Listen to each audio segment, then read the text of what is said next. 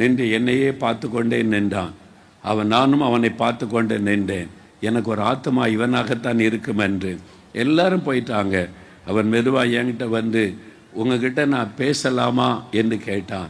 ஐயோ, இதுக்கு தானே காத்திருக்கிறேன், ஒரு ஆத்மா ஆண்டவர் தரணும்னு கேட்டேன். தேவிதமாய் உங்களை நான் அனுப்புகிறேன், என் ஊழியத்தை செய்யும்படி, என் சுவிசேஷத்தை அறிவிக்கும்படி, என் நாமத்தை மகிமைப்படுத்தும்படி, என் நாமத்தை பறைசாற்றும்படி.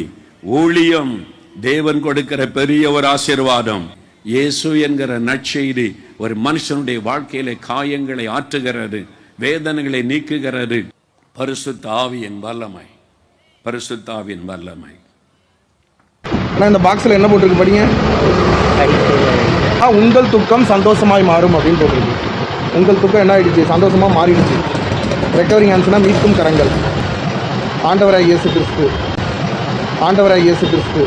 இயேசு என்கிற நற்செய்தி ஒரு மனுஷனுடைய வாழ்க்கையில காயங்களை ஆற்றுகிறது. சாப்பாடு. உங்கள் துக்கம் சந்தோஷமாய் மாறும்.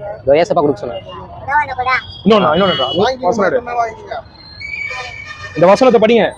வசனம் வசனம். சரிம்மா, வர சொல்லுங்க. இந்த பாக்ஸ் வச்சுக்கோங்க, வீட்டுல எல்லாருக்கும் கொடுங்க. சரி. ஆமென். இப்ப நான் ரொம்ப சந்தோஷமா இருக்கிறேன்னு சொன்னாங்க. அதுதான் இயேசு வேதனைகளை நீக்குகிறது. உங்கள் துக்கம் சந்தோஷமாய் மாறும். கொடுக்க சொன்னாங்க. அதனால இந்த சுவிசேஷத்தை ஒவ்வொருவரும் அறிவிக்கணும். நீங்க படித்து கொண்டிருந்தாலும், வேலை செய்து கொண்டிருந்தாலும், இயேசுவின் அன்பை, நீங்கள் பெற்ற நன்மையை மற்றவர்களுக்கு சொல்ல வேண்டும்.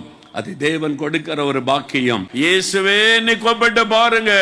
இன்றைக்கு உங்களுக்கு சமாதானம், இன்றைக்கு உங்களுக்கு விடுதலை.